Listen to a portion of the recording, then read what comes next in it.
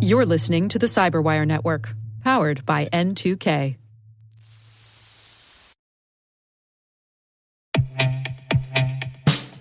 And now, a message from Black Cloak. What's the easiest way for threat actors to bypass your company's cyber defenses? Targeting your executives at home. According to the latest Ponemon research study, over 42% of CISOs have reported cyber attacks on their executives in their personal lives. And this becomes your problem because executives are easy targets at home for account takeover, credential theft, and reputational harm. Close the at-home security gap with Black Cloak's digital executive protection platform. Award-winning 24/7 365 protection for executives and their families. Learn more at blackcloak.io.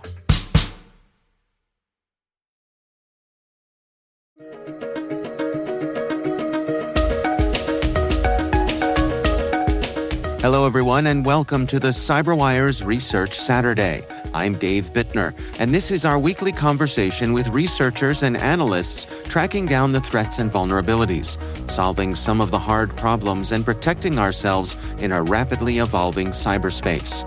Thanks for joining us.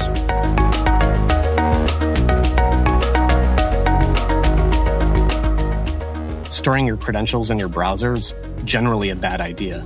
It's super convenient, save my password. But this is exactly the type of thing that these stealers are going to grab. And over time, they'll have enough information from any given user, both personal and potentially corporate, to then do social engineering tactics and escalate further that attack chain. That's Sean Kennedy, Global Director of TrustWave Spider Labs. The research we're discussing today is titled Pronsis Loader, a JPHP-driven malware.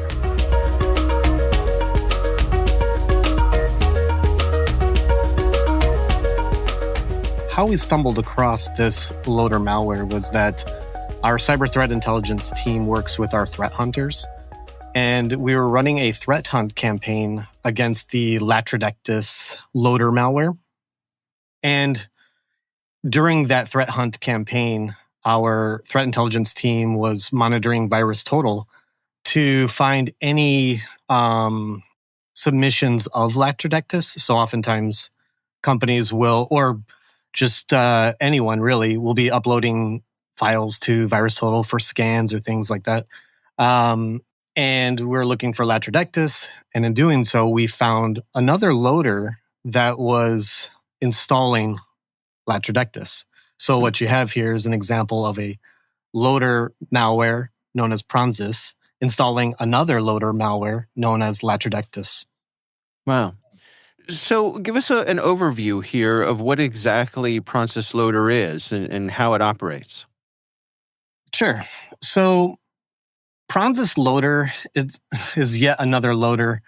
There are many like them. Loader malwares in general are really designed to connect to a remote location that is controlled by a threat actor to download additional malware. So it's really designed it's really lightweight, and it will reach out, pull down additional malware, generally in the form of a zip file or something else. And that payload that it's downloading could be anything from either another loader malware, or it could be an info stealer, anything that the threat actor is running as a campaign. So what prompted you all to classify Pronsis Loader as a distinct malware variant? That's a really good question. So it's a distinct malware variant in that we hadn't seen it before. There are many loaders just like this one. This one is unique in its usage of JPHP, which is a Java implementation of PHP. There have been others that have used JPHP. It's not common. We've seen where IceRat, a remote access Trojan, was using JPHP. And so as we were looking at we were looking for loaders of Latrodectus malware. When we found this Pronsis loader, we also saw another one called DFAC loader, and they both use JPHP. interestingly, the DFAC loader, it's probably part of this same threat actor group of tools. And the reason I say that is because the coding behind it is very similar. And so we saw DFAC loader, its earliest variant in January of 2024. And as we're looking through different variants with similar infrastructure, code infrastructure, I should say, we saw that the Pronsis loader was earlier in November 2023. So NSIS is known as Nullsoft Scriptable Install System. So this is how the threat actors are crafting this binary. The DFAC loader uses INO setup. So it's just a different type of binary creation system. So there's differences there. The other difference is Pronsis loader doesn't use any SSL certificates. Generally, when you see malware, they may have certificates to evade detections or to look legitimate. The Pronsis loader does not have that, whereas the DFAC loader does have it. So you can see where the threat actor is maybe making their malware a little bit stronger as far as defense evasion goes. And beyond that, there's a password that is used in the DFAC loader. So when it's unpacking, there's a hard-coded password that is used when they're setting it up in the INO setup program. Whereas the Pronsis loader does not have a password. So a little bit different, but very similar. So again, the code is very similar to each other, but the DFAC loader is probably a little bit more sophisticated in terms of defense evasion. Where do you suppose Pronsis loader stands when it comes to its general obfuscation techniques when you compare it to some of the other loaders you've seen? This is probably where I'm a little bit cynical. As far as obfuscation techniques, I wouldn't say that it's more sophisticated than others, really. A lot of these loaders are meant to be very lightweight. And so the obfuscation techniques are limited in what you can do there. So in terms of the payloads, I mean, you mentioned Latrodectus. Are there other payloads that you've seen Pronsis loader delivering? Yeah, so there's a big campaign that we've seen with Lumma Stealer. So we have seen the Latrodectus, obviously. I've mentioned that it's another loader malware, but we're also seeing Lumma Stealer. And Lumma Stealer has made its way in the news recently. And we've seen major campaigns involving Lumma Stealer. And Lumma Stealer, for those not in the know, is an info stealing malware. Again, with these loaders and info stealers, it's a part of a bigger operation generally. So we'll see loader malware being used to drop info stealer malware, and that info stealer malware is generally part of malware as a service campaign. So threat actors can take that info stealing malware and get a lot of information from users, from their browser credentials, crypto wallets, you name it, whatever they're looking to steal at the time, gathering a lot of information, and then potentially using that information to do social engineering or logging into companies. One of the big targets would be like SSO credentials, so single sign-on credentials. They could leverage that to log into cloud apps and things of that nature, bypassing multi-factor authentication. So those are big prime targets for info stealer malware.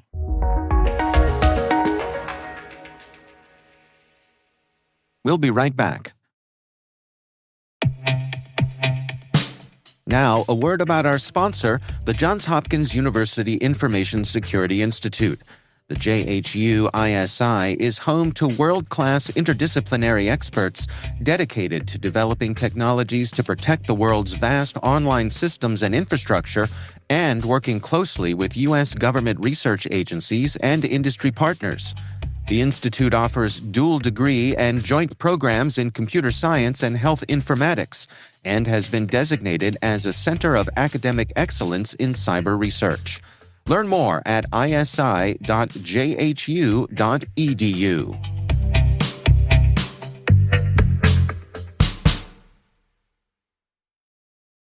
Quanto mais você ouve podcasts, mais aprende sobre o mundo. É a prova de que a experiência é o que nos faz mais fortes. E esse é também o princípio da Ford, para criar as picapes com DNA raça forte, que valorizam cada quilômetro rodado e que constroem um verdadeiro legado. Essa é a nossa força. Paz no trânsito começa por você. Is there anything noteworthy with Process Loader in terms of how it handles persistence? Once it's on a machine, anything unusual or noteworthy there? From a persistence mechanism, not really. I wouldn't say so. A lot of these loader malwares are designed to reach out, grab whatever they're trying to load, and then just exit. Sometimes there's persistence mechanisms from like an auto start perspective. In some cases, though, in a lot of cases actually, they'll load additional loader malware, such as the Latrodectus malware I mentioned before. Mm-hmm. And that loader malware will have additional capabilities where it will establish persistence mechanisms. It will do things such as it will run a PowerShell script to exclude the directory it's installed in from scans, things of that nature. So it can be kind of a cascading nature here of one handing off to the next. Exactly. Yep. Yeah. How widespread do you suppose this is? Do you have any sense for how far and wide this is being spread?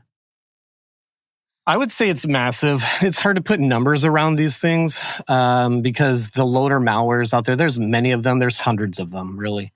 The ecosystem for them is crazy as far as like the dark markets go. So they're widespread and very cheap to they're very cheap to deploy from a cost perspective for threat actors. And so there's any number of ways that this loader malware can find its way on your system. Typical ways, phishing, of course, but there's also drive-by downloads or, sidecar installations where you're looking to download some free software. You may get that free software, but you get a little extra with it, and it would be like the loader malware.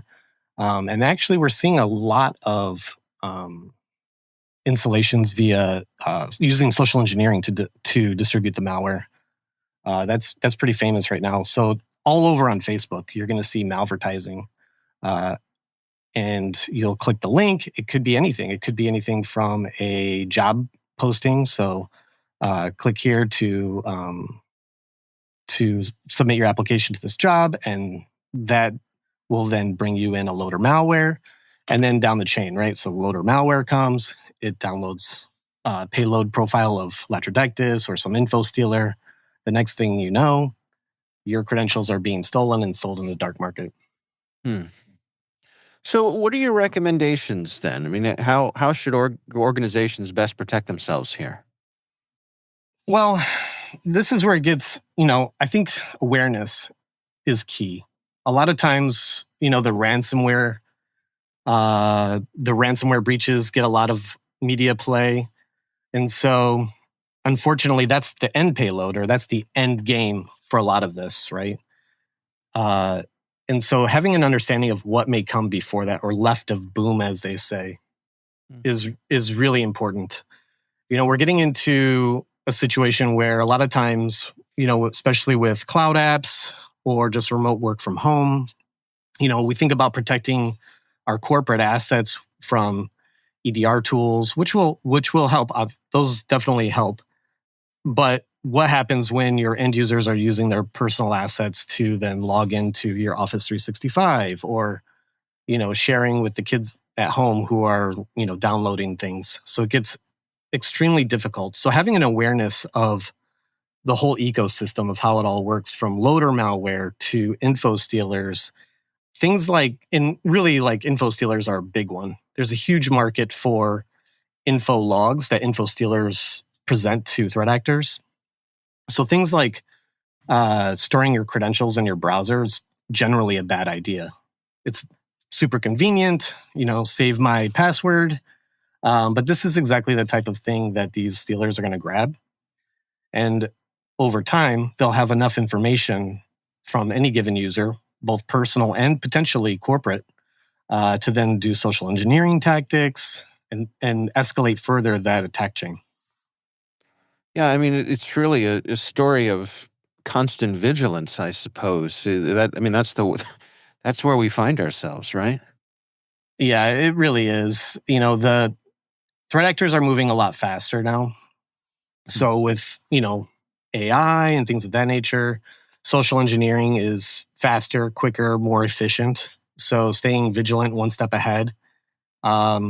Continual security awareness, even though we know that it's easy to dupe people into clicking the link or downloading the attachment. But I think from a corporation standpoint or for any given company, just having an understanding of the whole picture, the whole economy of malware as a service, how it all works, and how you end up with potentially ransomware, which is what is on top of mind for most companies is, I don't want to get the ransomware. How do we protect against ransomware?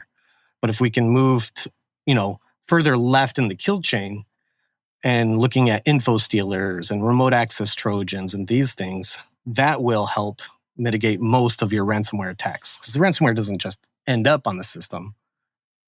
Yeah, it has to come from somewhere.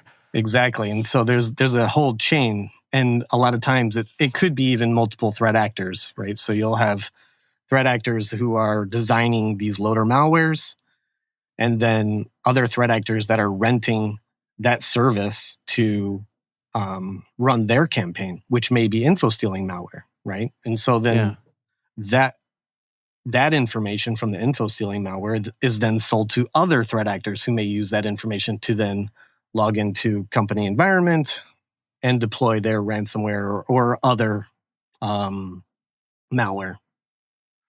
It's interesting to me. I mean, as you look at this as a part of the larger ecosystem and you're looking forward at trends, like where are we headed? What does this tell us about the broader overall trends of things? Who's selling what and who's buying what and how are they coming after people? Do you have any insights there of where you think, does this inform where we think we may be headed? In terms of just the who and what of who's behind it? Well, the activity that you all are tracking, and this is a piece of the puzzle, and sometimes you see that certain techniques are on the rise or certain things are on decline. And that, as you say, these threat actors, they're moving at a faster velocity and they're constantly changing. Is this the shape of things to come? This, as we talked about, these cascading use of loaders, is this here to stay? And what are your insights there?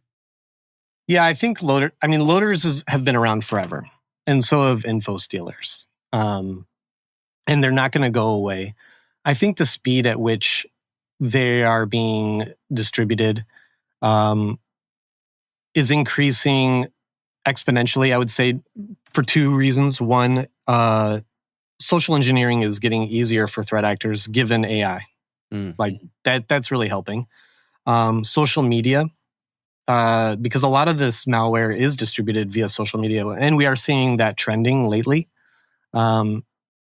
which is really interesting because until we start looking at how the social media platforms are protecting consumers of that platform, I think that'll continually grow and escalate. We certainly, the World Wide Web of things is growing crazy, right? So like there's just a lot of junk on the internet these days. The internet's broken. But with social media platforms, all of them, right? They're being used by the threat actors, and it's almost it's a little scary to think about in that the companies behind those platforms aren't able to keep up with it. I don't think. We're seeing a lot of infection chains within those platforms. So we recently did a blog on the Overstealer malware. It's another info stealer that was being spread through Facebook. And it's designed just like any other info stealer, where it's taking cache credentials, it's looking at crypto wallets, things of that nature, but it's also looking for Facebook account credentials, business account credentials. So what it does then is it will steal your Facebook business account credentials and then use any advertising dollars you have in that business account to then further spread more of itself, right? Spread more malware.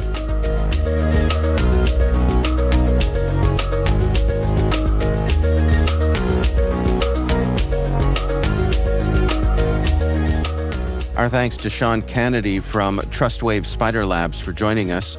The research is titled Francis Loader, a JPHP-driven malware. We'll have a link in the show notes. And that's Research Saturday, brought to you by N2K Cyberwire. We'd love to know what you think of this podcast. Your feedback ensures we deliver the insights that keep you a step ahead in the rapidly changing world of cybersecurity. If you like our show, please share a rating and review in your favorite podcast app. Please also fill out the survey in the show notes or send an email to cyberwire@n2k.com. We're privileged that N2K Cyberwire is part of the daily routine of the most influential leaders and operators in the public and private sector, from the Fortune 500 to many of the world's preeminent intelligence and law enforcement agencies. N2K makes it easy for companies to optimize your biggest investment, your people. We make you smarter about your teams while making your teams smarter. Learn how at n2k.com. This episode was produced by Liz Stokes. We're mixed by Elliot Peltzman and Trey Hester. Our executive producer is Jennifer Iben. Our executive editor is Brandon Karp. Simone Petrella is our president. Peter Kilpie is our publisher. And I'm Dave Bittner. Thanks for listening. We'll see you back here next time.